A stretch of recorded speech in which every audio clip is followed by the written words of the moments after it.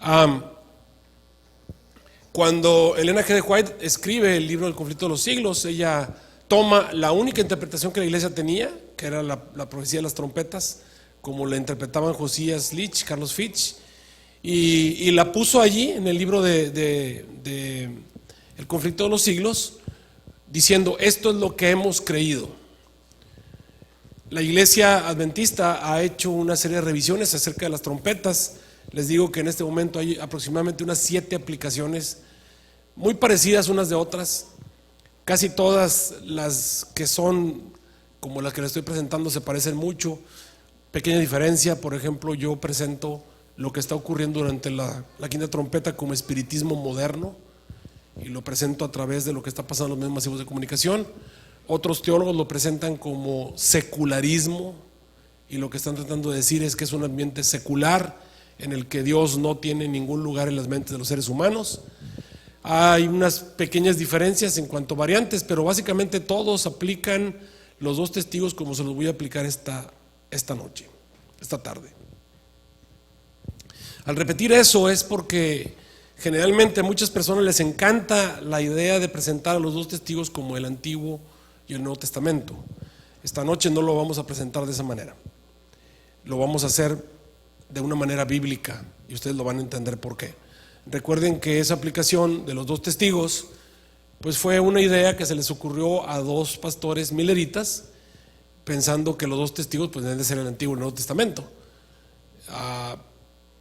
Difícilmente en la época en que Juan escribió el libro de Apocalipsis él podría pensar el Nuevo Testamento, porque el Nuevo Testamento todavía no existía, no llegó a existir hasta 300 después de Cristo aproximadamente. Sin embargo, el pastor Fitch, el Josías Litch y Carlos Fitch decidieron ponerlo como el Antiguo y Nuevo Testamento.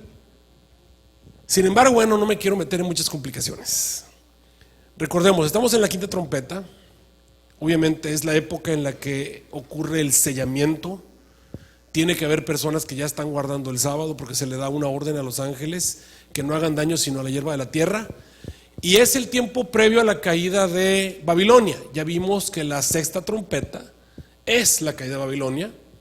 Vimos que es el cumplimiento de Jeremías 51. Las plagas van a comenzar a caer sobre la tierra. Y obviamente la quinta trompeta termina con un periodo de 150 años.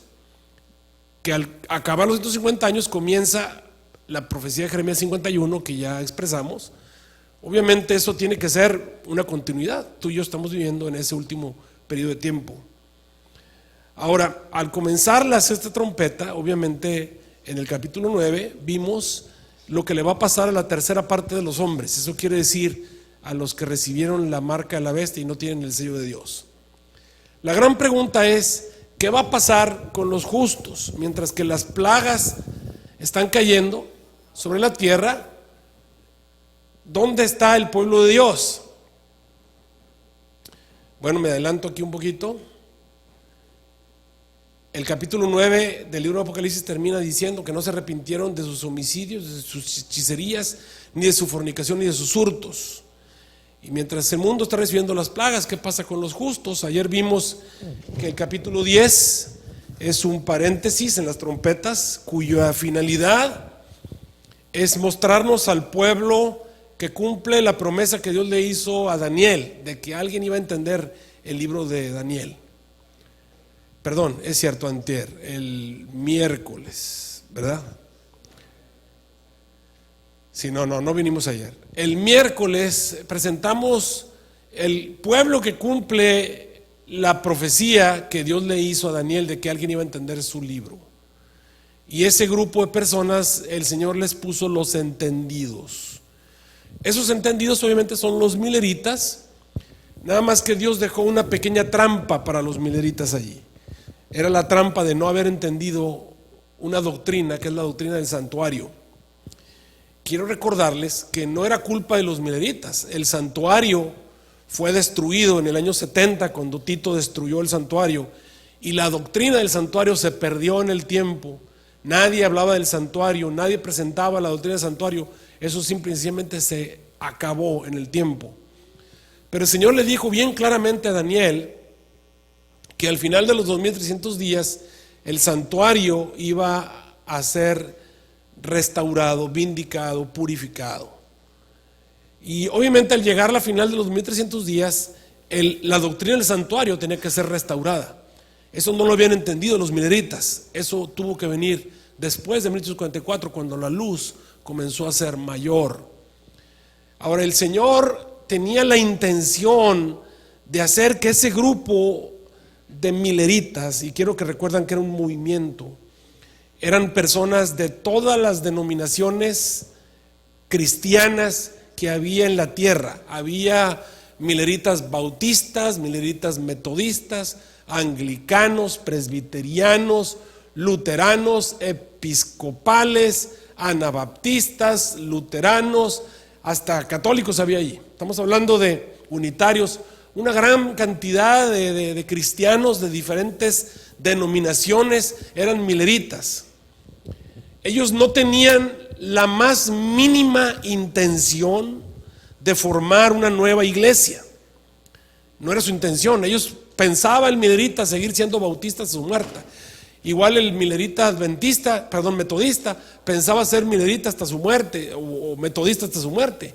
Igual el milerita episcopal pensaba ser episcopal hasta su muerte. El milerita luterano pensaba ser luterano hasta su muerte. Pero cuando llega 1844 y viene el chasco, todos los que no creían en el libro de Daniel y se burlaban de esa interpretación del libro de Daniel y no anhelaban que Jesús viniera, se regocijaron porque Jesús no vino, y lo que hicieron fue que empezaron a expulsar de sus iglesias a todos los chasqueados. Los episcopales sacaron a los mileritas de sus iglesias, los luteranos hicieron lo mismo hicieron los bautistas, metodistas, anglicanos, y todas estas iglesias de pronto empezaron a expulsar del seno de sus iglesias a todos los que habían entendido el libro de Daniel. Curioso, estaban sacando a los entendidos de sus iglesias. Ahora, ¿qué ocurrió? Durante un tiempo anduvieron batallando porque no tenían una iglesia, no tenían una manera de reunirse. Y hay un versículo que dice que no hará nada el Señor Jehová sin que revele lo secreto a sus siervos los profetas. ¿Qué se necesitaba en ese momento? Tú sabes que la Biblia no les iba a decir lo que tenían que hacer, tampoco les iba a revelar la doctrina del santuario. ¿Qué tenían que hacer? Necesitaban un profeta, y Dios envió, vamos a decir así, visiones a dos personas específicamente en diferente momento para hacerles saber la voluntad de Dios. Pero estas dos personas no quisieron. Finalmente le dio visiones a una jovencita de 17 años, milerita metodista, llamada Elena Gold Harmon, que empezó a tener una visión. Su primera visión fue muy sencilla. Era una visión en la que veía a un grupo de personas caminando hacia el cielo en un camino angosto, y al frente iba Cristo Jesús. Esa visión que ella vio era una visión característica, porque en esa visión ella vio a una serie de personas caminando detrás de Jesús, y los vio con nombre y apellido. Las personas que ella vio en visión pertenecían a todas las iglesias cristianas. Había bautistas, no todos los bautistas, había algunos bautistas, y esos bautistas que estaban allí eran los bautistas mileritas que habían creído en Daniel. Había en ese grupo metodistas, pero no todos los metodistas, sino los metodistas que habían creído en Daniel. Y estaban en ese camino episcopales, anabaptistas, luteranos, anglicanos y de todas las denominaciones, pero eran solamente los que habían creído en Daniel. Ese era el pueblo de Dios. Recuerden lo que el Señor dijo: ninguno de los impíos entenderá, pero entenderán los entendidos. Así que ese grupo de personas eran los entendidos. La visión era muy simple.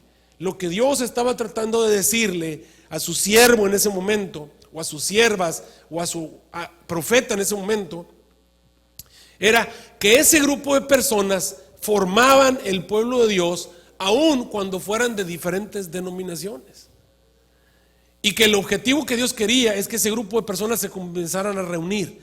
Ahora, ustedes recuerdan otra de las visiones que Elena G. White tuvo en ese tiempo.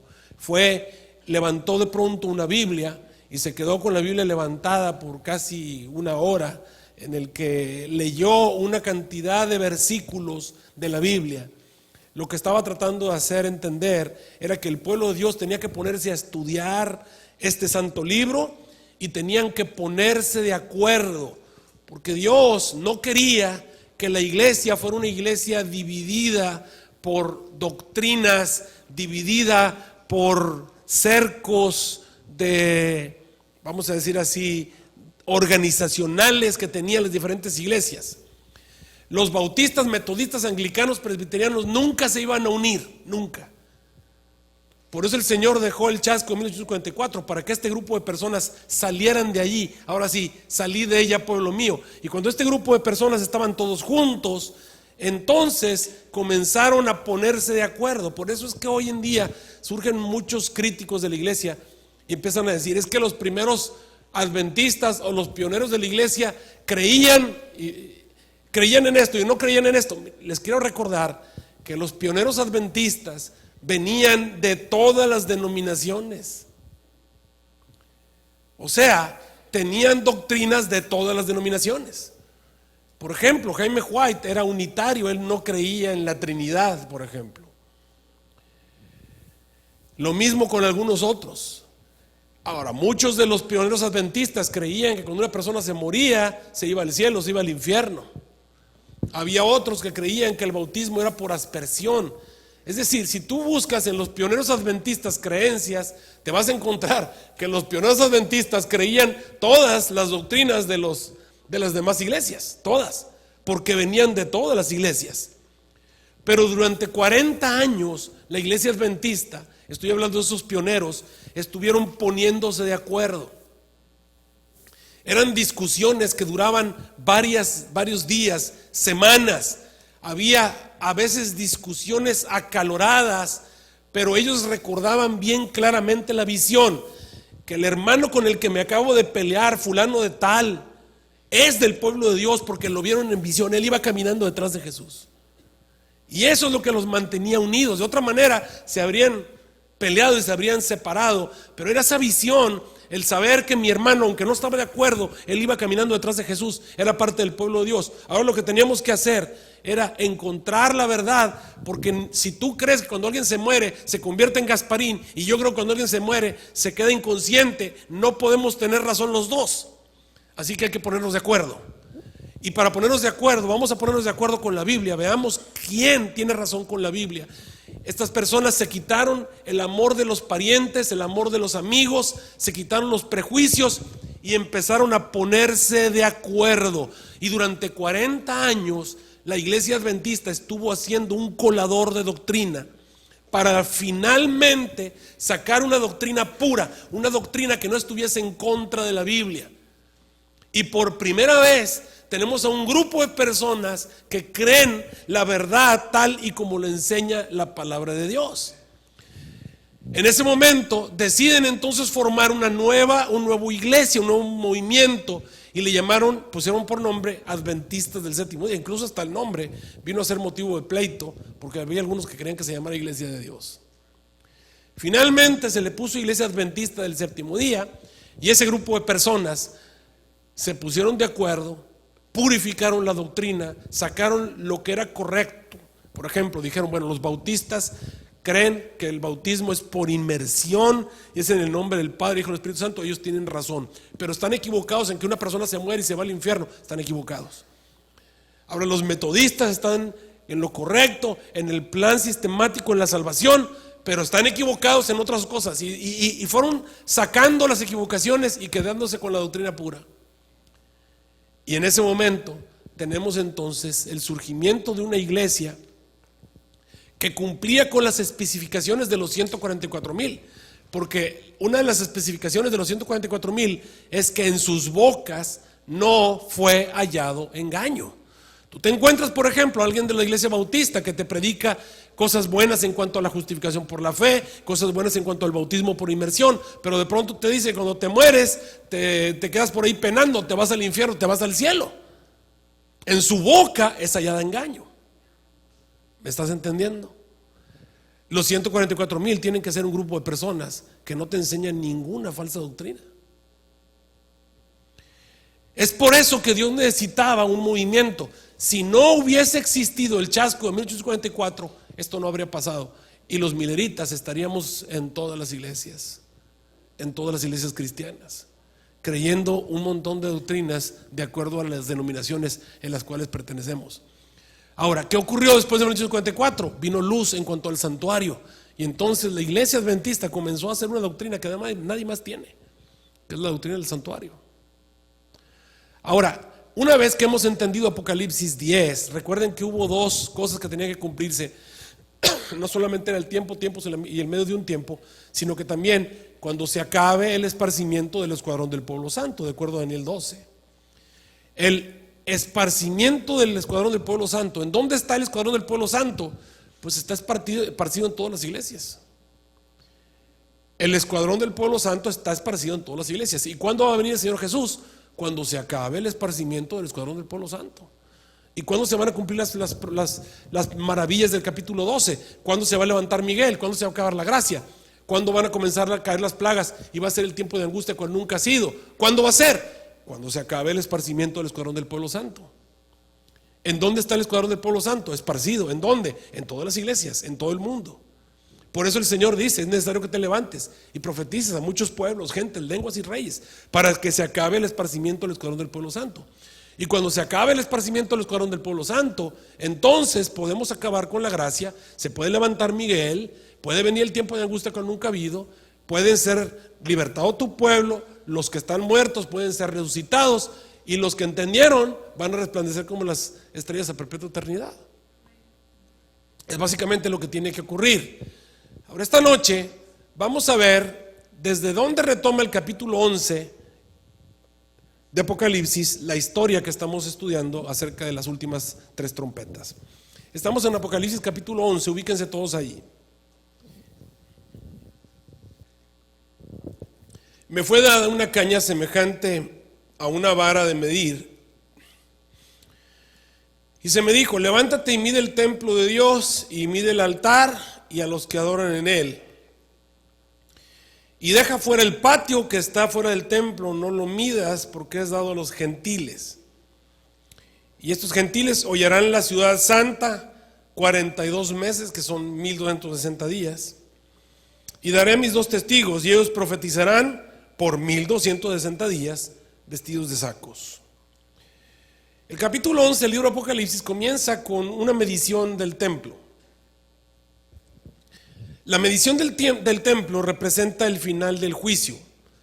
Ahora, ustedes saben que el santuario es una croqueta del plan de salvación, es una maqueta del plan de salvación. Es como cuando el arquitecto te hace una maqueta quiere decir una casita, una muestra pequeña del plano. Si tú vas a construir una casa, el arquitecto te hace una maqueta de tu casa. Eso quiere decir que te hace una casita chiquita. No va a ser tu casa chiquita, sino que allí están incluso guardando las dimensiones de lo que va a ser tu casa en grande. Esa es una maqueta. Cuando Dios hizo una demostración del plan de salvación a través del santuario, Dios nos enseñó cómo el hombre se puede salvar, con lujo de detalles. El santuario es tan extenso y tan complicado, hay una gran cantidad de ritos y ceremonias en el santuario, que podríamos pasarnos meses estudiando el santuario. En realidad, escuchen bien lo que les estoy diciendo, la doctrina del santuario es una doctrina en desarrollo. A ver, ¿qué dije otra vez? La doctrina del santuario es una doctrina en desarrollo. ¿Qué quiere decir? Que todavía no la tenemos concluida, la entendemos parcialmente. De hecho, no hay ninguna iglesia que entienda la doctrina del santuario. La única iglesia que está desarrollando esta doctrina, están ustedes sentados aquí. La Iglesia Adventista del Séptimo Día es la única iglesia en la tierra que está desarrollando el estudio del santuario. En realidad, todavía ustedes pueden encontrar dentro de la iglesia, hay una gran cantidad de disputas a nivel teológico en cuanto a ciertos significados, a ciertas ceremonias, a ciertos ritos en el santuario que realmente no sabemos para qué fueron. Yo les puedo mencionar algunos porque la gran mayoría de ustedes nunca se han puesto a leer Levítico, pero pónganse un día a leer Levítico y van a ver que es un rompecabezas bien hecho. Es una cosa bien difícil de leer Levíticos. Cuando ven todos los ritos y ceremonias, van a encontrar que a veces la sangre del cordero se derramaba, por ejemplo, en el suelo, a veces se derramaba abajo del altar, a veces se rociaba sobre las paredes del altar, y a veces se ponía sobre los cuernos, y a veces se ponía aceite, y a veces no, y había un montón de diferentes tipos de ofrendas, y se van a encontrar con un montón de diferentes tipos de sacrificios. Se van a encontrar que, por ejemplo, el sacrificio que había para los leprosos era un sacrificio bien extraño. Venían y les ponían aceite en las orejas a los leprosos, ¿verdad? Les ponían un montón de cosas allí. Y uno dice, bueno, ¿y todos esos ritos y ceremonias qué? Bueno, les digo, es una doctrina en desarrollo. Estamos todavía estudiándola, ¿no? No podemos decirle, ya entendimos la doctrina del santuario. Es algo que no hemos entendido completamente. La hemos entendido parcialmente. Porque el santuario, todos los ritos y todas las ceremonias y todo lo que ahí se realizaba tenía el objetivo de presentarte el plan de salvación.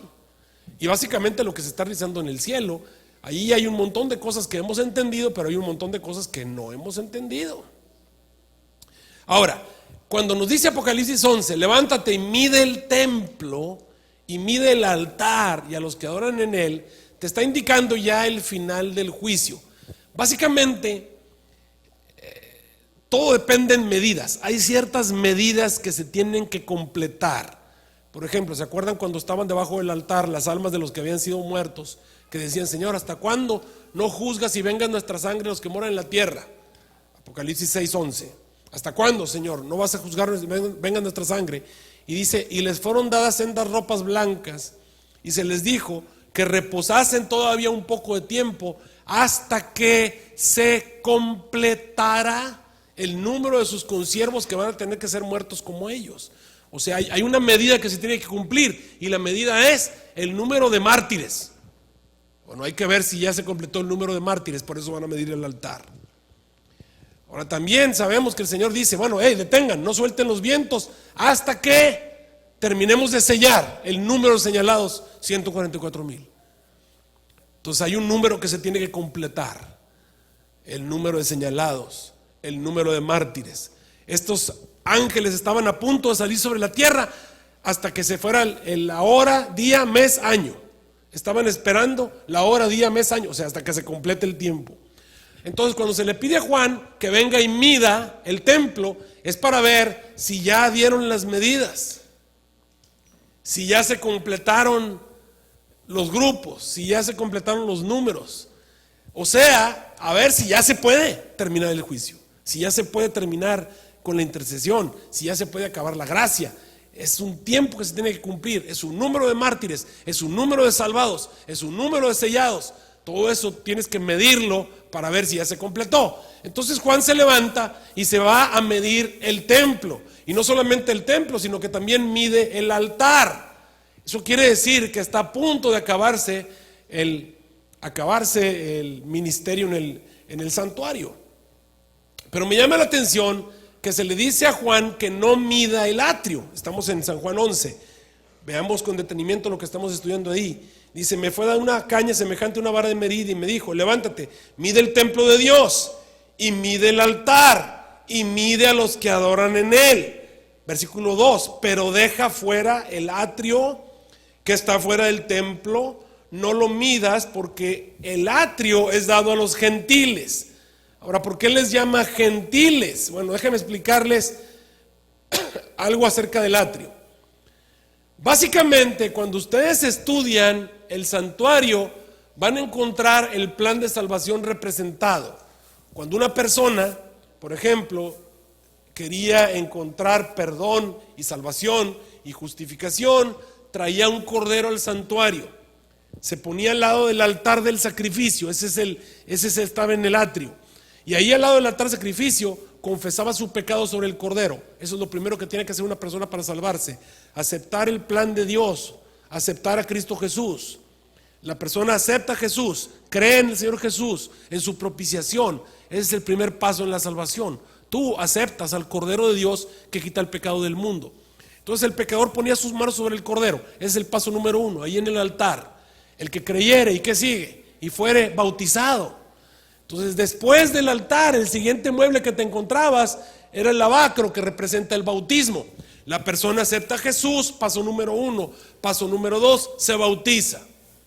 Paso número 2. Luego, ¿qué tiene que hacer? Lo que tiene que hacer es ir al lugar santo, porque es lo que sigue, el lugar santo.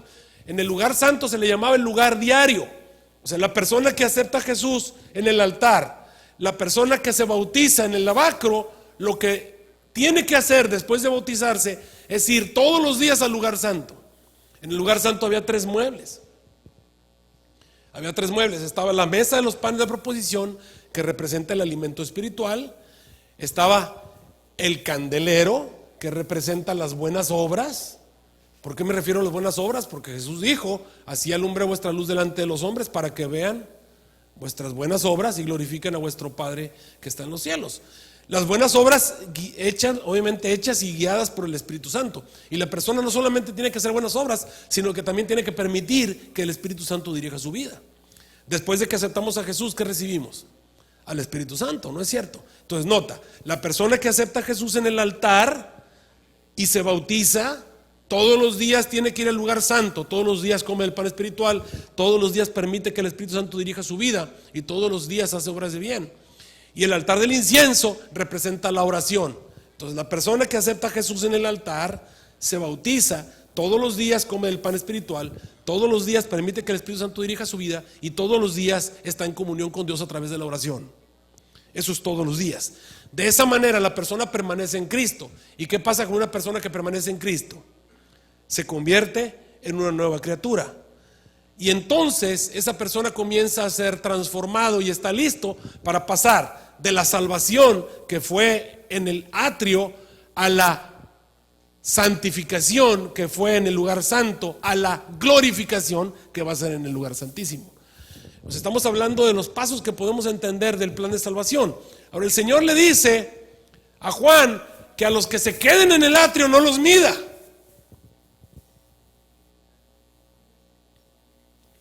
O sea, a los que se queden en estos 2 muebles, aquí tengo el cursor, si pueden ver la flechita negra, ahí está.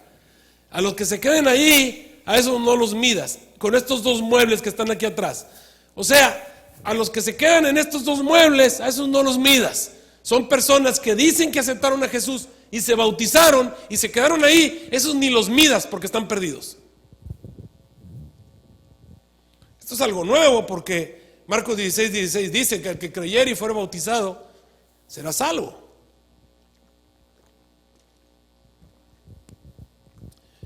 De hecho, el Señor me está diciendo que el que creyó y se bautizó y ahí se quedó, ya ni lo midas, ese no se va a salvar.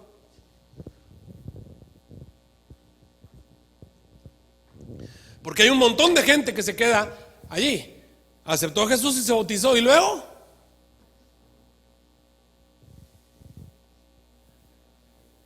hay mucha gente que cree que después de bautizarse hay que portarse bien. Y si tú eres uno de esos, que digo, creo que estás un poquito equivocado. Tú te tienes que portar bien, te bautices o no te bautices. O sea, el ser humano se tiene que portar bien aunque no esté bautizado, ¿estamos de acuerdo?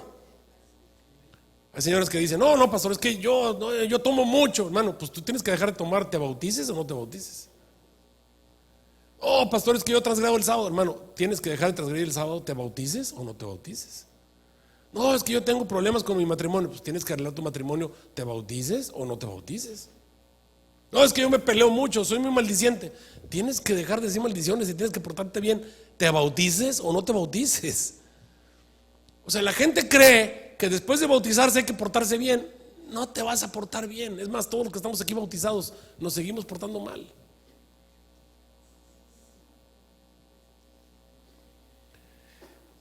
Lo que el santuario me dice que tengo que hacer, fíjate, después de bautizarme, después de que aceptas a Jesús y te bautizas, lo que tienes que hacer, de acuerdo al plan de salvación, es ir al lugar santo. ¿Cuántos? ¿Cada cuánto? Todos los días. Y eso sí lo puedes hacer. Todos los días tienes que ir al lugar santo. ¿Y qué voy a hacer en el lugar santo? Bueno, todos los días tienes que leer la palabra de Dios. todos los días tienes que orar, hablar con Jesús en oración, y todos los días debes esforzarte por hacer cosas buenas. Pero porque me voy a salvar por obras, no, tienes que hacer cosas buenas porque esa es parte de tu medicina. El ser humano necesita hacer algo bueno. ¿Para qué? Para ser transformado. Cuando tú haces algo bueno, te cuesta trabajo, pero tienes una idea de tu propia pecaminosidad porque luchas contigo mismo. Por ejemplo, yo soy de Monterrey, ¿no? Y alguien me pide limosna y tiene uno que luchar con uno mismo, ¿te das cuenta? Y aunque no sean de Monterrey, hay unos que son más codos que los regiomontanos, pero bueno, te digo. O sea, el cristiano tiene que luchar con uno mismo. Por eso dice el apóstol Pablo, todos los días muero, cada día muero. O sea, el cristiano tiene que esforzarse por ayudarle al vecino. El cristiano tiene que esforzarse por no maldecir al que se te metió enfrente. El cristiano tiene que esforzarse por darle el paso a la gente cuando vas en el camino. El cristiano tiene que esforzarse por ser cristiano.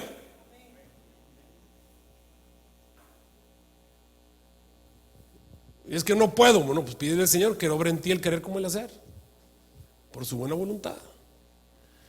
Ahora, la persona tiene que estar comunicándose con el Señor en oración, y tiene que estar estudiando su palabra, y tiene que estarse esforzando por hacer el bien.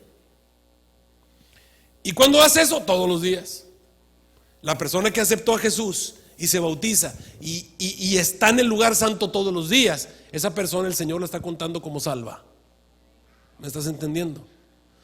Pero el que nomás aceptó a Jesús y se bautizó y hasta ahí, ese ni lo midas. Ese ni lo midas. De hecho, el Señor dice, no lo midas, porque el lugar, el atrio es dado a los gentiles. La palabra gentil quiere decir extraño. ¿Por qué es extraño? Porque no conoce a Jesús, no ha caminado con Jesús. ¿Cómo caminas tú con Jesús? Pues orando, hablando con Él todos los días. Esa es la manera en la que tú caminas con Jesús. ¿Cómo más? Pues escuchando sermones, escuchando cantos del Señor, leyendo la Biblia. Así es como yo camino con Jesús. ¿Cómo más? Haciendo su voluntad.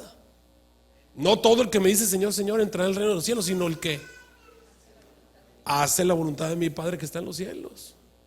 Así que automáticamente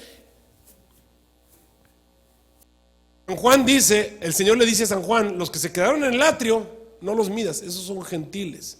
Los gentiles van a estar hollando la ciudad santa 42 meses. 42 meses es el periodo de los 1260 años o 1260 días de los cuales hablamos. Dice, y yo les voy a dar mis dos testigos, estoy en el versículo 3, y ellos profetizarán por 1260 días vestidos de sacos. O sea, 1260 días vestidos de sacos. 1260 días vestidos de sacos quiere decir con muchos problemas. La Edad Media, la época en la que el papado reinó desde el 538 hasta 1798, fue una época terrible para la predicación del evangelio, y el pueblo de Dios batallaba mucho para poder sobrevivir. Una época en que ser contrario al romanismo era estar condenado a muerte. Versículo 4, hablando de los dos testigos. ¿Quiénes son los dos testigos? Y vamos a interpretar los dos testigos. Y para eso vamos a ver lo que la Biblia dice. Estamos en Apocalipsis 11. Estos dos testigos son las dos olivas y los dos candeleros que están delante del Dios de toda la tierra. ¿Qué dijo que son? Las dos olivas y los ¿qué? Dos candeleros delante del Señor. Si yo te digo, un gigante y 5 piedras, ¿a dónde quiero que vayas? Y si te digo, un barco y muchos animales, ¿a dónde quiero que vayas? Y si te digo, una burra que habla, ¿a dónde quiero que vayas? Bueno, ahora me están diciendo 2 olivas y 2 candeleros. ¿En dónde está eso en la Biblia? Eso está en Zacarías. Zacarías. Vamos a Zacarías. Zacarías capítulo 4. Y vamos a ver si está allí. Vamos a Zacarías capítulo 4 y veamos si ahí están las 2 olivas y los 2 candeleros a los que nos está enviando. ¿Se ha fijado cómo Apocalipsis nos ha estado enviando? Nos mandó al librito abierto, a las profecías cerradas y selladas de Daniel 12, nos envió a el librito que te comes y es dulce en la boca en Ezequiel capítulo 2, ¿se acuerdan? Ahora nos está enviando a Zacarías. Mira lo que dice Zacarías capítulo 4.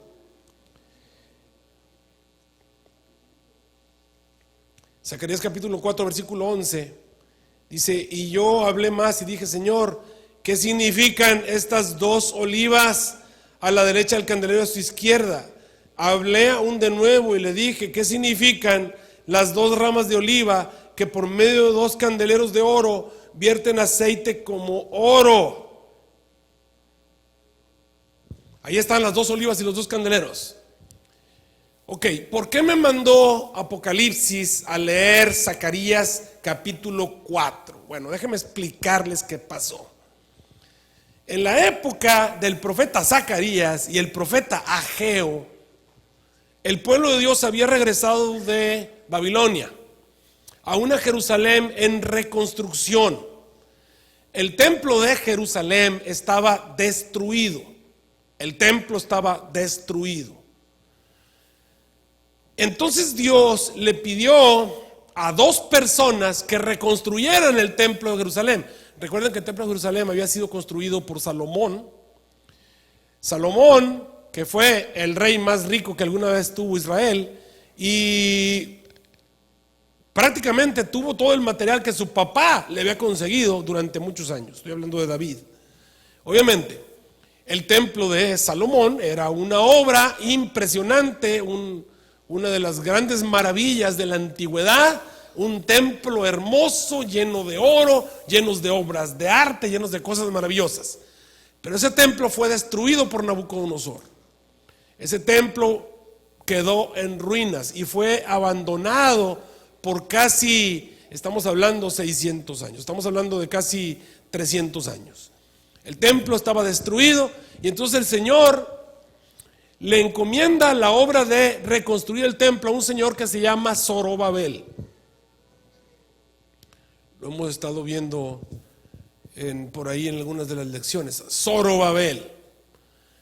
A Zorobabel el Señor le encarga que él reconstruya el templo, y vamos a decirlo así, al sacerdote que estaba en ese momento se llama Josué.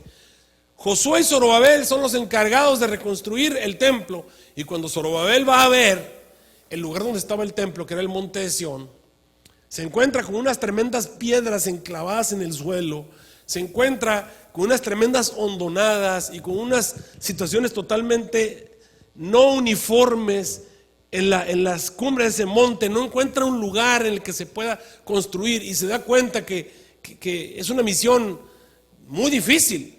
Aparte de eso no tiene ejército, aparte de eso no tiene fuerza, aparte de eso no tiene dinero. Tiene a todas las naciones que están a su alrededor, que los tienen en jaque, no los dejan avanzar, tiene enemigos por todos lados, no tiene permisos ni autorizaciones. Y cuando Zorobabel se pone a hacer una lista de todas las posibilidades de construir el templo, se da cuenta que reconstruir el santuario es una misión imposible. Hablando de misiones imposibles, una misión imposible, por ejemplo, reconstruir la doctrina del santuario. Es una doctrina en desarrollo. Misión imposible, predicar el evangelio a toda nación, tribu, lengua y pueblo. Algunos de ustedes tal vez piensen que es una misión posible, pero déjame decirte que nosotros somos como los cangrejos. En vez de ir hacia adelante, estamos caminando hacia atrás. En realidad, en este momento somos 17, 18 millones de adventistas en todo el mundo. Sí, obviamente somos más adventistas que en el pasado, pero en porcentaje somos menos. Y la predicación del evangelio no se cuenta en cantidad, sino que se cuenta en porcentaje. Si antes éramos un 1%, ahora somos un 0%. O sea, lo que estoy tratando de decirte es que así como nosotros crecimos a 18 millones, también los habitantes del mundo crecieron a 7,000 millones de seres humanos. Y nuestros 17 millones comparados con los 7,000 millones de seres humanos son mucho, mucho menos porcentaje que lo que éramos hace 50 o hace 100 o hace 172 años, cuando el movimiento milerita surgió. En realidad, en vez de ir avanzando, hoy la misión es más difícil que hace 172 años. Hablando de misiones imposibles. Y tú me dirás, bueno, a través de internet. ¿Tú crees que la gente nos ve a través de internet? A través del radio. ¿Tú crees que la gente nos oye a través del radio? A través de la televisión. ¿Tú crees que la gente se pone a escuchar? ¿Cuántos de ustedes escuchan el sermón de otra denominación? Ustedes ven un pastor ahí y se quedan oyéndolo. Bueno, así como ustedes no lo hacen, nadie en el mundo se pone a escuchar, por ahí uno que otro, de vez en cuando. Pero la Biblia no dice que va a ser terminada la predicación a través de los medios masivos de comunicación. La Biblia dice que va a ser terminada por testimonio. Misión imposible. Misión imposible. El Señor le da una misión imposible a Zorobabel, una misión que no se puede cumplir. Y Zorobabel está desanimado. Entonces el Señor arrebata en visión a Zacarías. Por eso nos mandó Apocalipsis a ver esta visión. ¿Qué vio en visión? Bueno, lo que vio en visión fue 2 árboles de olivo. Ahora, el árbol de olivo es el árbol de la aceituna, que de paso a mí me encantan las aceitunas. Hay mucha gente, bueno, las aceitunas no se pueden comer así naturalmente. Si ustedes se comen, la cortan así el árbol y se la comen, es súper extra archirrecontra amarga. No sé cuántos de ustedes alguna vez han tomado una aceituna y se le han dado una mordida así directa del árbol. Es muy amarga. Pero las aceitunas se ponen en salmuera y es otra cosa. Son sabrosísimas, ¿no es cierto? Claro, las pones con sal y pues ya la cosa cambia. Es otra cosa. Bueno, las aceitunas. El árbol de aceituna, en este caso el árbol de oliva, era muy preciado en la época antigua porque de la aceituna sacaban el aceite. ¿Se acuerdan cómo lo hacían? Bueno, agarraban las aceitunas, le quitaban obviamente el hueso, le quitaban toda la carnita, la ponían en un molcajete, una especie de molcajete, y la pachurraban así, la apretaban, la molían y empezaba a salir un líquido que llamamos el aceite de oliva. Y obviamente ese aceite lo quitaban con una especie de sedazo, un pedazo de tela, y quedaba obviamente ese líquido claro que podían utilizar como aceite para las lámparas o para el combustible o para lo que quisieran, o para cocinar o para remedios o lo que fuera. Así que este árbol es el que produce el aceite, y ese aceite se usaba en los candeleros. Entonces en la visión él ve a 2 olivas, las ve con 2 candeleros de oro, y él está viendo allí, y de pronto está viendo la visión y no sabe lo que quiere decir. Y entonces viene un ángel y le pregunta. Vamos a ver en Zacarías capítulo 4, fíjense todos ahí, Zacarías capítulo 4. Viene y le pregunta.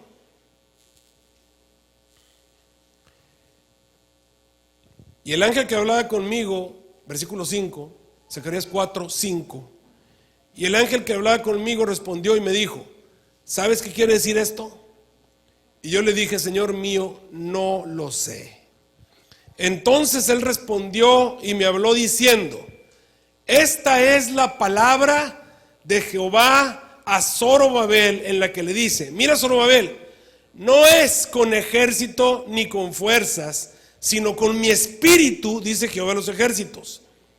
Ese gran monte delante de Zorobabel será reducido a una llanura. Él sacará la primera piedra con afirmaciones de gracia, y gracias a ella. Es decir, esta misión tenía el propósito de decirle a Zorobabel que no es con una fuerza humana, ni con poder humano, ni con riquezas, ni con estrategias humanas como se logran las misiones imposibles. Las misiones imposibles se logran con el poder del Espíritu Santo. Así que Apocalipsis 14 me empieza diciendo que los 2 testigos tienen una misión imposible que cumplir. Tienen que reconstruir el santuario, tienen que predicar el evangelio a toda nación, tribu, lengua y pueblo, y no lo van a lograr con poder humano. Necesitan el poder del Espíritu Santo. Eso es lo que nos está tratando de decir. Pero ¿quiénes son los 2 testigos? Bueno, sigamos leyendo. Estamos en Apocalipsis. Apocalipsis capítulo 11, versículo 4 y 5.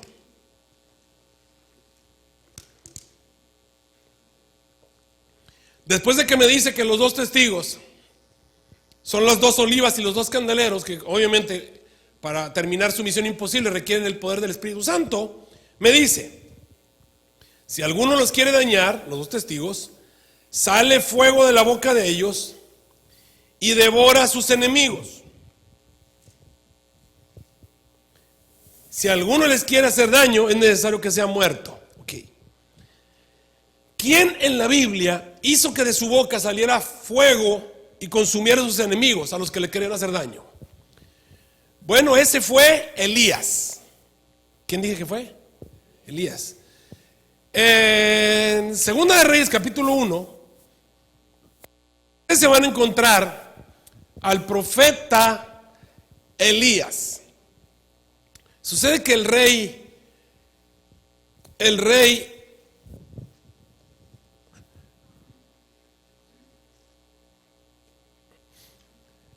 se puso enfermo, se cayó de una de las celosías de su casa. Segunda de Reyes, capítulo 1. Ahí está la historia. El rey Ocosías se cayó del techo de su casa, se hizo una herida, se puso muy grave.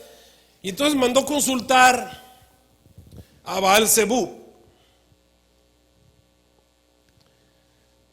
Baal-Zebub, allá en Necrón, en la tierra de Sidón.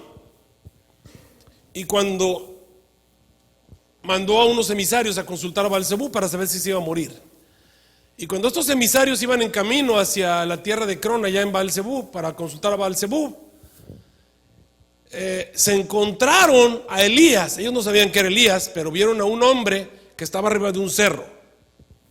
Lo vieron que estaba allá arriba del cerro. Y este hombre se puso de pie y les dijo: ¿por qué el rey Ocosías ha enviado a consultar a un ídolo? ¿No hay Dios en Israel para que ustedes vayan a ir a consultar a Baal-Zebub en Ecrón? Por tanto, Jehová le manda a decir al rey que no va a vivir, sino que ciertamente va a morir. Obviamente estos hombres se quedaron admirados de que, acuérdense que no había internet, ni teléfono, nada de eso. Y van en el camino y ven un hombre que está arriba de un cerro. O sea, ellos salieron con el rey directo y se encontraron con ese hombre arriba del cerro que les dijo que no fueran a consultar a Baal-Zebub. Sabía que iban a ver a Baal-Zebub y sabía para qué iban, y sabía que el rey estaba enfermo y que el rey quería saber si iba a morir o no. O sea, automáticamente se dieron cuenta que esto era de Dios, se dieron media vuelta y se regresaron con el rey. Y cuando llegaron con el rey les preguntó: ¿qué pasó? ¿Qué dijo Baal-Zebub? Dijo: no, ni llegamos. Sucede que en el camino nos encontramos con un hombre que nos dijo así y así, que te vas a morir. Y dijo: ¿y cómo era el hombre? Le dijeron: bueno, pues andaba vestido con una piel de camello y un cinto de cuero.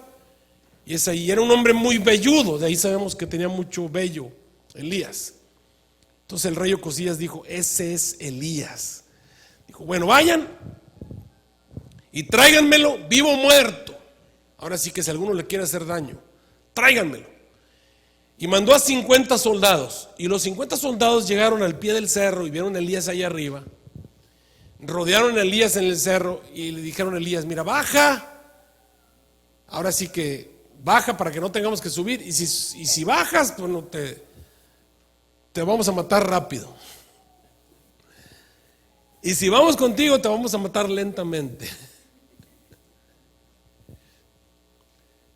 ¿Y qué dice la profecía? Sale fuego de la boca de él y devora a sus enemigos. Entonces Elías se puso de pie y dijo: si Dios ha hablado por mi boca, que caiga fuego del cielo y te devore a ti y a tus 50. Y ¡pum! Vino un fogonazo del cielo y quemó a los 50 hombres. Los mató, los achicharró. Entonces, como se tardaban, el rey mandó otros 50. Y pasó lo mismo, se pusieron alrededor los 50, aun cuando vieron ahí a los hombres achicharrados, le dijeron lo mismo: baja o vamos por ti. Se pone de pie Elías y dice: si Dios ha hablado por mi boca, que caiga fuego del cielo y te devore a ti y a tus 50. Y otro fogonazo, ¡bum!, cayó y achicharró a los otros 50. Ahora sí que 0 iban 100. Y entonces el rey mandó a otros 50. Y cuando llegó los otros 50, el que los venía dirigiendo, el capitán ahí, se pone de rodillas delante de Elías y le dice: yo temo a Dios, no me mates, ¿verdad? Bueno, el resto de la historia la pueden leer. El punto es que Elías cumple con el perfil de profecía. Aquí está un testigo de Dios que hace que caiga fuego del cielo, o que, vamos a decir, sale fuego de su boca y devora a sus enemigos. ¿Qué más nos dice la Biblia? Que son las características de los testigos. Estamos regresemos a Apocalipsis, capítulo 11. Sale fuego de la boca de ellos y devora a sus enemigos. Si alguno les quiere hacer daño, es necesario que sea muerto. Versículo 6. Apocalipsis 11, 6. Estos, los dos testigos, tienen poder para cerrar el cielo para que no llueva en los días de su profecía. ¿Quién en la Biblia cerró el cielo para que no lloviera en los días de su profecía? ¿Quién fue? El profeta Elías. El profeta Elías se presenta delante del rey Acab y le dice al rey Acab: vive Jehová delante del cual estoy, que no va a haber lluvia ni rocío en todos estos años, sino por mi palabra. ¿Y por cuánto tiempo no llovió, hermanos? 3 años y medio. ¿Cuántos son 3 años y medio en días? 1260 días. Acuérdense que en ese tiempo los 360 días era un año. Así que tiempos y la mitad, 1260 días. Por 1260 días no llovió. Vive Jehová delante del cual estoy, que no va a haber lluvia ni rocío sino por mi palabra. Así que van 2 para Elías. ¿Se acuerdan ustedes? Esos 3 años y medio no llovió. Y era por palabra de Elías. De hecho fueron y buscaron a Elías. Hasta que Elías oró, fue que volvió a llover. Estamos en Apocalipsis 11, versículo 6.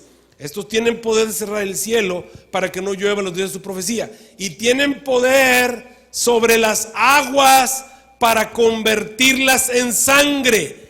¿Quién en la Biblia convirtió el agua en sangre? Moisés. Moisés convirtió el agua en sangre. De paso, hermanos, ¿en dónde está Elías en este momento? ¿Se fijaron lo que digo de los 2 testigos? Que están delante del Señor de toda la tierra. Ahora vamos a leer los 2 olivas y los 2 candeleros que están ¿dónde? Delante del Señor de toda la tierra. ¿En dónde está Elías? ¿Es un hijo de aceite Elías? Estaba ungido con el Espíritu Santo. Hasta tenía una doble porción, ¿no? Okay. Moisés convertía el agua en sangre. Tienen poder cerrar el cielo para que no llueva los días de su profecía como Elías. Tienen poder sobre las aguas para convertirlas en sangre. Y tienen poder para herir la tierra con plagas cuantas veces quisieran. ¿Quién hirió la tierra con plagas? 2 para Elías, 2 para Moisés. ¿En dónde está Moisés, hermanos? Entonces los 2 testigos bíblicamente, ¿quiénes son? Moisés y Elías. Alguna vez Moisés y Elías vinieron a la tierra y se presentaron los 2 separados por épocas, porque Moisés vivió mucho antes de Elías. Alguna vez Moisés y Elías estuvieron delante del Señor de toda la tierra, aquí en la tierra. Sí, en el monte de la transfiguración, Moisés y Elías estuvieron delante del Señor toda la tierra, ¿de acuerdo? Sí. Interesante. ¿Y a quién representan Moisés y Elías? Bueno, para empezar, Moisés representa a la gente que se va a salvar, porque acuérdense que Moisés se va a salvar, Moisés se salvó, pero tuvo que morirse y luego lo resucitaron, ¿verdad? Entonces Moisés representa a todos los que se van a salvar, a todo el pueblo de Dios que ya está muerto, pero que cuando Jesús venga por segunda vez van a resucitar al igual que Moisés. Entonces Moisés representa a los salvos, al pueblo de Dios que va a ser resucitado. ¿Y Elías cómo se fue al cielo? Entonces Elías representa a los salvos que van a ser llevados al cielo sin ver muerte. Por lo tanto, Moisés y Elías representan al pueblo de Dios. El pueblo de Dios son a quienes se les ha encomendado las misiones de predicar a toda nación, tribu, lengua y pueblo. El pueblo de Dios es la que tiene que recibir la porción del Espíritu Santo. El Espíritu Santo no desciende sobre la Biblia, el Espíritu Santo desciende sobre personas.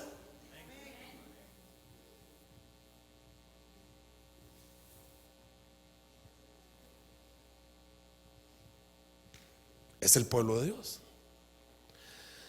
¿hay alguna profecía en la Biblia? ¿Hay alguna profecía en la Biblia donde estén Moisés y Elías? ¿Habrá alguna profecía en la que en la Biblia te digan Moisés y Elías, te los mencione por nombre? Aunque usted no lo crea, sí. ¿Y en dónde está esa profecía? Está en el libro de Malaquías. Le vamos a Malaquías. La forma más rápida, vete a Mateo 1 y dale vueltas hacia atrás. Ahí está Malaquías. Y no se preocupen, hermanos, no son diezmos y ofrendas. Y vamos a leer todo el capítulo de Malaquías 4, todo el capítulo. Ya les vi cara de asustados. Son 6 versículos, así es. Y mira, vamos a ver lo que dice allí. Obviamente Moisés y Elías representan al pueblo de Dios. Pero mira lo que dice Malaquías 4. Porque aquí viene el día ardiente como un horno, y todos los soberbios y todos los que hacen maldad serán estopa. Aquel día que vendrá los abrazará, ha dicho Jehová de los ejércitos, no les dejará ni raíz ni rama. Hermanos, eso que está ahí, que estamos leyendo, ¿ya ocurrió o todavía está en el futuro? El día ardiente como un horno, ¿ya vino? No, el día ardiente como un horno es en la venida de Cristo, ¿estamos de acuerdo? Aquí vendrá el día ardiente como un horno, ese todavía no viene, está en el futuro.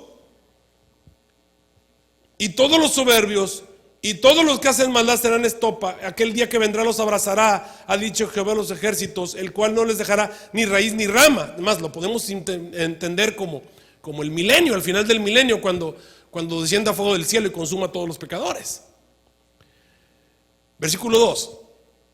Mas a vosotros, los que teméis mi nombre, nacerá el sol de justicia, y en sus alas traerá salvación, y saldréis y saltaréis como becerros de la manada, y hollaréis a los malos, los cuales serán ceniza bajo la planta de vuestros pies en el día que yo hago, ha dicho Jehová de los ejércitos. ¿Ok?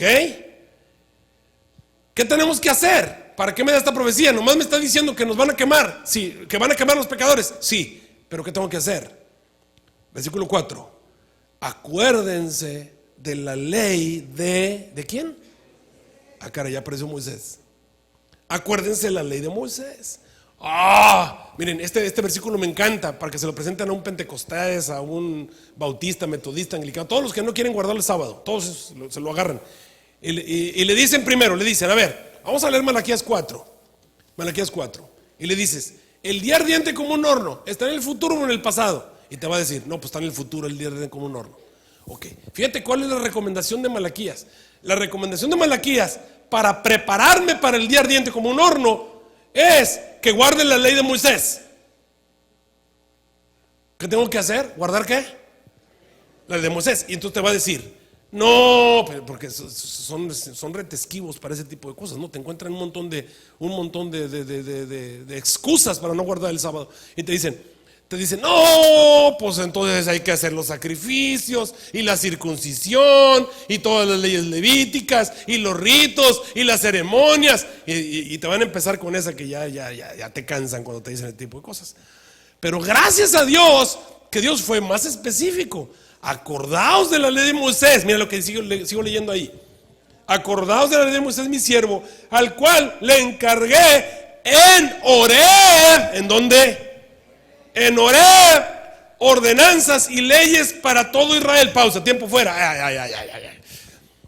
Y cuando tú te vas a la Biblia y te vas y buscas cuáles fueron las leyes y las ordenanzas que Dios le dio a Moisés en Horeb, te vas a encontrar que las únicas ordenanzas que Dios le dio a Moisés en Horeb son los 10 mandamientos. Tómala.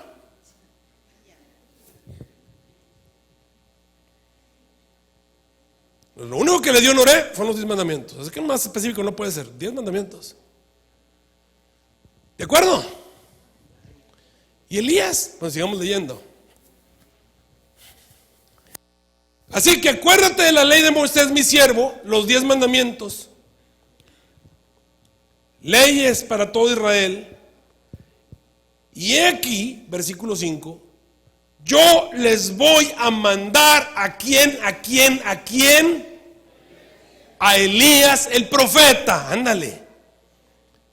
Antes que venga el día de Jehová grande y terrible, Él convertirá el corazón. Misión imposible. Él convertirá el corazón de los padres a los hijos y el corazón de los hijos a los padres. No sea que yo venga con destrucción y hiera la tierra. A ver, pausa, vamos por partes. Malaquías 4 me dice que antes que venga el día ardiente como un horno, para prepararme, tengo que obedecer la ley de Moisés. O sea, guardar los 10 mandamientos. Y tengo que cumplir con la misión de Elías el profeta. ¿Y cuál era la misión de Elías? ¿Qué era Elías? Elías era un profeta. Ahora, ¿cómo se le llama al don de profecía en la Biblia? A ver, Apocalipsis 19:10. ¿Se acuerdan cómo se le llama? Se le llama el testimonio de Jesucristo, exactamente.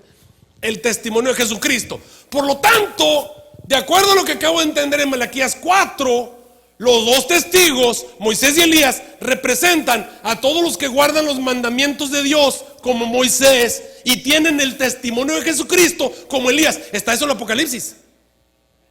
¿Contra quién se va a hacer guerra Satanás? Contra los que ¿qué y qué?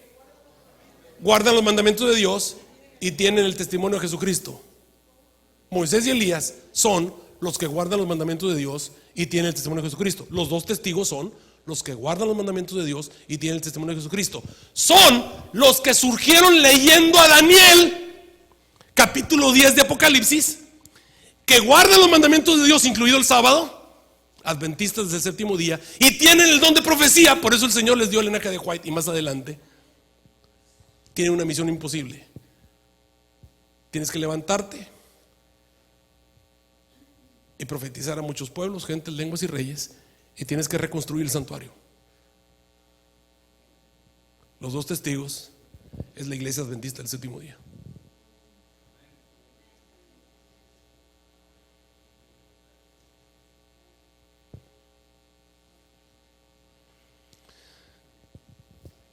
¿Y cómo vamos a hacer eso? ¿Cómo? Con el poder del Espíritu Santo. Con el poder del Espíritu Santo. ¿Y cómo hacemos que venga el Espíritu Santo si estamos tan entretenidos con la tele? Estamos súper extra chirrecontra envenenados. Estamos bien adormecidos. ¿Te acuerdas que también nos mandaron a Joel? El grande ejército que vino. Ese ejército que vino, las langostas que vinieron y se comieron todo lo que había, el saltón y el revoltón, y que se comieron todo entre las dos lluvias. ¿Te acuerdas qué fue lo que dijo Joel que teníamos que hacer? Teníamos que rasgar nuestros vestidos, no, rasgar el corazón y no solamente los vestidos. Entre la entrada y el altar, llorar, caer de rodillas, ayunar, pedirle perdón al Señor, suplicarle al Señor que perdone su heredad. Y entonces el Señor va a enviar la primera y la lluvia tardía como al principio. Y el Señor va a restituir todo lo que ese ejército se comió. ¿Te das cuenta cómo cada cosa cae en su lugar una vez que lees la profecía? Regresemos. Misión imposible. Pero lo que es imposible para los hombres es posible para Dios, ¿no es cierto? Versículo 7. Y cuando los dos testigos, quiero que me los digan con nombre. ¿Cuándo quiénes? No, quiero que me los digan con nombre. El nombre moderno hoy, ¿cómo se llaman? Y cuando la iglesia adventista del séptimo día, versículo 7, y cuando ellos, los dos testigos, Moisés y Elías, cuando los que guardan los mandamientos de Dios y tienen el testimonio de Jesucristo, cuando los que entendieron el capítulo, cuando los que entendieron Daniel, los entendidos, que guardan los mandamientos de Dios y tienen el testimonio de Jesucristo, que hoy se llaman adventistas del séptimo día, y cuando los adventistas del séptimo día estén acabando su testimonio, queridos hermanos, ¿ya terminamos de dar testimonio? No, entonces el versículo 7 es futuro para ti y para mí. El versículo 7 ya es el futuro. ¿Qué va a pasar cuando estemos a punto de acabar nuestro testimonio? ¿Qué va a estar pasando? Bueno, dice la Biblia: y cuando ellos hubieran acabado de dar testimonio, la bestia que sale del abismo. ¿Quién es el que sale del abismo, hermanos? Satanás. ¿Y quién? Y sus demonios. Hará guerra contra ellos, los vencerá y los matará. Y eso lo vamos a ver mañana.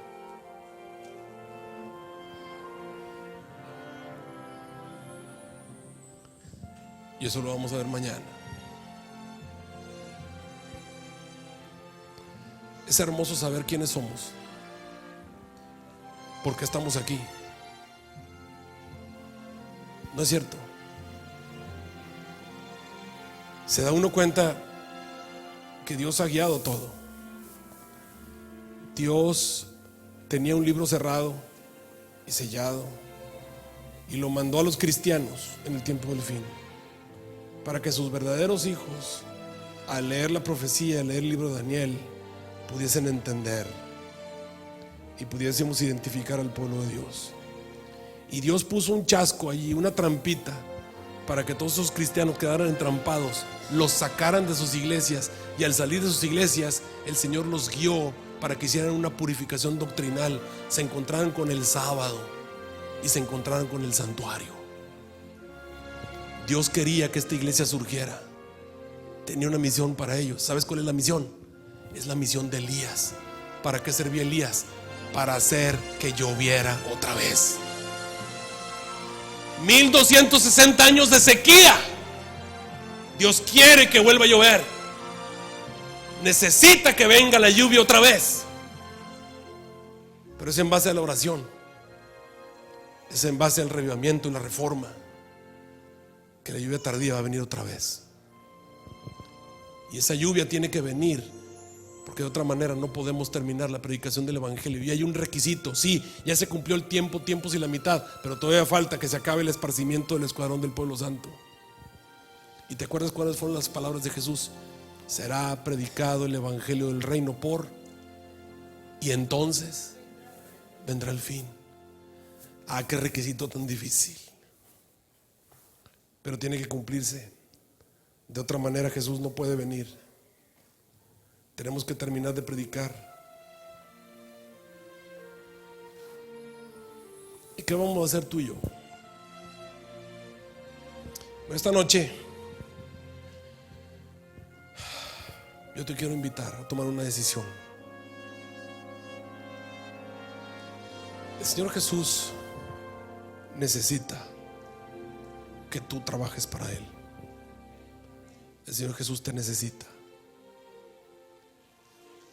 Necesita fieles trabajadores, cristianos valientes, que estén dispuestos a vivir para Cristo Jesús.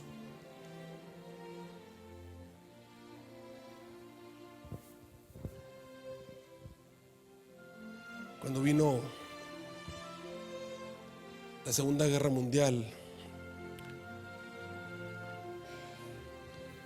a ciertas zonas del este de Europa, uno de los pueblos a los cuales el ejército nazi estaba a punto de entrar, los padres y las madres de los niños, sabiendo que iban a estar bajo tremendo fuego y que posiblemente muchos de ellos iban a morir y no iban a poder volver a ver a sus hijos, subieron a todos los niños y menores en un autobús, en un camión, camiones de redilas, y los enviaron lejos del pueblo para quedarse solamente los adultos a defender con palas y picos y piedras y pistolas y lo que pudieran el avance del enemigo. Y el momento en que las madres estaban despidiendo de sus hijos, pensando que tal vez no los iban a volver nunca más a ver, nunca más, esos pequeños niños llorando, despidiéndose de sus padres, subidos en ese camión, cuando los camiones comenzaron a correr, una madre se adelantó y empezó a correr a su hijo y le dijo: hijo, que no se te olvide tu nombre, que no se te olvide tu nombre, que no se te olvide quién eres. Inmediatamente los padres comenzaron a correr. Hijo, acuérdate de tu nombre. Y mencionaban su nombre con nombre y apellido.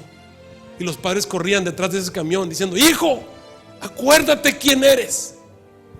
Acuérdate quién es tu familia, de quién eres hijo. Dios ha dejado su profecía para recordarte a ti y a mí de quién somos hijos, porque estamos aquí. ¿Qué es lo que Él espera de nosotros? ¿Cómo espera Él que tú y yo vivamos? ¿Cuál es la misión que tenemos que cumplir? Hemos sido llamados para ser como Moisés, para ser como Elías. Hemos sido llamados a predicar a toda nación, tribu, lengua y pueblo. Hemos sido llamados a reconstruir la doctrina del santuario, que es la doctrina de la salvación. Hemos sido llamados a acabar con el esparcimiento del escuadrón del pueblo santo para que Jesús pueda venir. Pero no podemos hacerlo con nuestras propias fuerzas.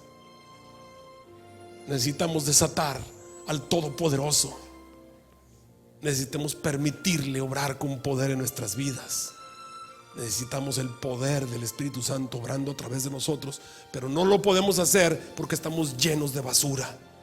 Tenemos que sacar la basura para que el Espíritu Santo nos pueda usar. Quitarnos el amor al mundo, el egoísmo, los deseos de supremacía, los pecados acariciados. Y Dios ha estado esperándonos 172 años para que esta iglesia, el movimiento adventista, el movimiento milerita, cumpla con la misión por la cual fue llamado a existir. El movimiento profético predicho por Dios ha tardado 172 años en cumplir con la misión que el Señor les encomendó. Se nos ha olvidado nuestro nombre. Ya nos estamos peleando por tonterías. Así que yo te quiero llamar esta noche. ¿Quieres decirle: Señor, Señor, yo puedo escuchar tu voz que me llama? Yo te quiero servir. Yo te voy a ir a donde quiera tú me quieras llevar. No tienes que ir a África, hermano. Dios te está llamando a ser cristiano en tu trabajo. Dios te está llamando a ser cristiano en la escuela. Dios te está llamando a ser cristiano junto a tus amiguitos, a ser cristiano en tu casa, a ser cristiano todos los días. No solamente aceptaste a Jesús y te bautizaste. Él espera que vayas todos los días al lugar santo. Dios te está llamando a vivir a la altura del nombre que tienes, del apellido que llevas. Cristiano, hijo de Dios. Uno de los dos testigos, uno de los entendidos, que van a resplandecer como el resplandor de las estrellas a perpetua eternidad. Así que, querido hermano, ¿estás dispuesto a responder el llamado del Señor? A vivir a la altura de la luz que has recibido, a cumplir con tu misión, a cumplir con la parte que te toca. Todos los que ya son parte de nuestra iglesia, que ya fueron bautizados y que ya tienen su nombre escrito en el libro de la iglesia, este lugar es para ti. Y este lugar, como cada noche, es para todos aquellos que esta noche han entendido. Dicen: oye, yo también quiero ser parte de ese pueblo. Señor, tal vez no tengo mi nombre anotado en el libro de la iglesia, pero quiero tener mi nombre anotado en el libro de la vida. Y yo también te quiero servir. Y yo también quiero ser hijo tuyo. Si tú estás al lado de alguien que tiene que venir a este lado, le dice: yo paso contigo para que no vayas solo.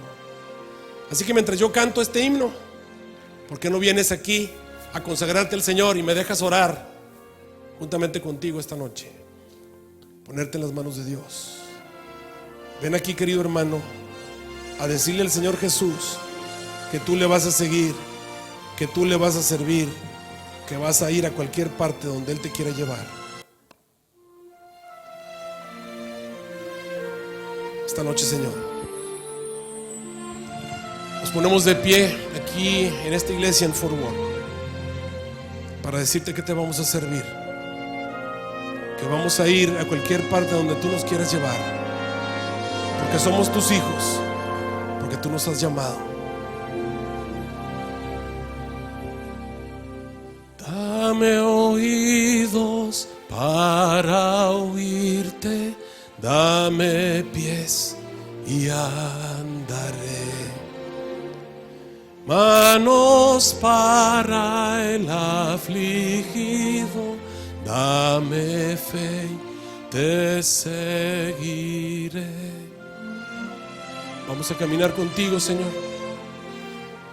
Dame amor por el perdido, que yo sea del mundo luz. Dame ansias de tu gloria, dame ansias de tu cruz. Yo iré siguiendo tu voluntad, dejaré el confort atrás. Yo iré y donde estés será mi hogar. Yo iré, tú lo sabes. Yo iré. Queremos servirte, Señor. Necesitamos que obres un milagro nosotros hoy, que nos cambies, que nos transformes. Tómanos, cámbianos. Dejaré mis ambiciones, cortaré cualquier raíz que me impida despojarme de lo que no sea de ti, de lo que no sea de ti. Por la fe te seguiré, tu poder yo vestiré, yo iré siguiendo tu voluntad, dejaré el confort atrás. Yo iré y donde estés será mi hogar. Yo iré, yo iré, yo iré, Dios, donde nadie oyó de ti. Por ti yo viviré, yo iré, porque mi vida tuya es. Yo iré. Tú lo sabes, Señor. Yo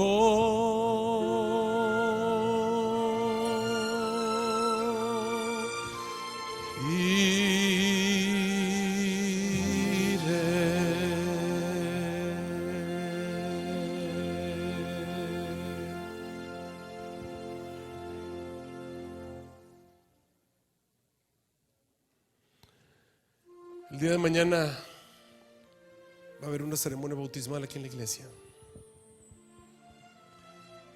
No sé, yo creo que todavía hay tiempo. Si hay alguien que también quiere unirse para participar de esta ceremonia bautismal, siéntese en plena libertad de acercarse. No es un ser humano el que te está llamando. Es el Rey de Reyes, Señor de Señores, Cristo Jesús. Estas interpretaciones que tú has leído en la Biblia han hecho vibrar tu corazón. Ese es el Espíritu Santo tocando la puerta de tu corazón. Has llegado a entender, no es por fuerzas humanas, es porque Dios está en esta iglesia y Él te está llamando. Es tiempo de tomar decisiones. Es tiempo de unirse al pueblo de Dios. Es tiempo de ser llamado por su nombre. Este es un movimiento. Hay muchas ovejas en otros lugares que tienen que ser llamados. Y las ovejas de Dios oyen su voz y la conocen. Tú sabes que es el Señor Jesús el que te está llamando. Es hoy. Es hoy que tienes que tomar una decisión. Es hoy que tienes que ponerte de su parte. Nuestro Dios y nuestro Padre Celestial, esta noche nos hemos puesto de pie, entendiendo que tenemos una misión imposible que cumplir y no tenemos ninguna fuerza para lograrlo. Solamente es mediante tu poder. Y si no tenemos tu poder es porque hay demasiada basura, demasiada suciedad, inmundicia en nuestras vidas.